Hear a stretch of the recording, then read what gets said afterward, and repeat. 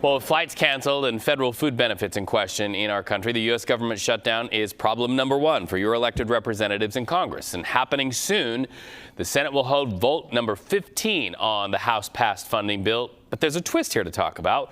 Republicans have a plan that they hope will entice and attract Democrat participation and advocacy, right? CBS News congressional correspondent Caitlin Huey-Burns is live on Capitol Hill. So what is the carrot that Republicans have in front of Democrats right now? Hey, Reed, great to see you. Well, I hate to be the bearer of bad news, but we're unlikely to see an end to this shutdown today or really any time soon. But here is what is going on Capitol Hill today. And this is a different change of strategy in terms of the vote. Not necessarily a policy change, but a strategy change. I'm going to walk you through it. So basically, Senate Republicans are putting forward another vote on this same bill that they have been voting on for upwards of 15 times now. But the hope this time is that they'll get enough Democrats to come over and support it because there'll be this promise of amending it and adding 3 appropriations bills to fund various parts of the government for a year or for another year. Here's the trick, though.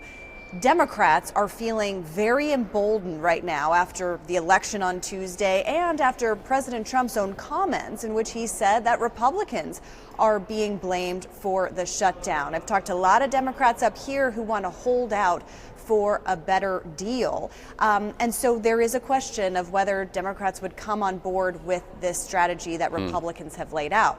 Republicans, on the other hand, say that, look, the moderate Democrats who have been talking with Republicans about a path forward, these are kind of the parameters they agreed to. Voting to open up the government, get some funding through, and promise of a vote on health care at some point.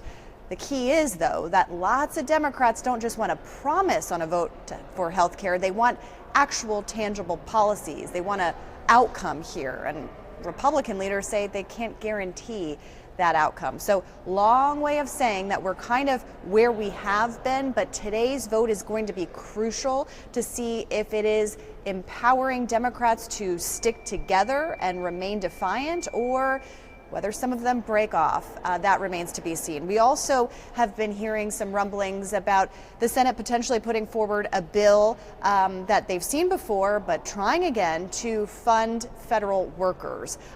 We'll see whether that gains any traction given what Karen and you were just describing about what's going on at the airports. Right. Well, and in the meantime, so many eyes are on House Speaker Mike Johnson, who is saying he will not commit on a vote on those health care subsidies that really are the cog in the wheel, so to speak. So could that affect these promises or these assurance in what we're hearing about, which is that twist in the GOP's plan today?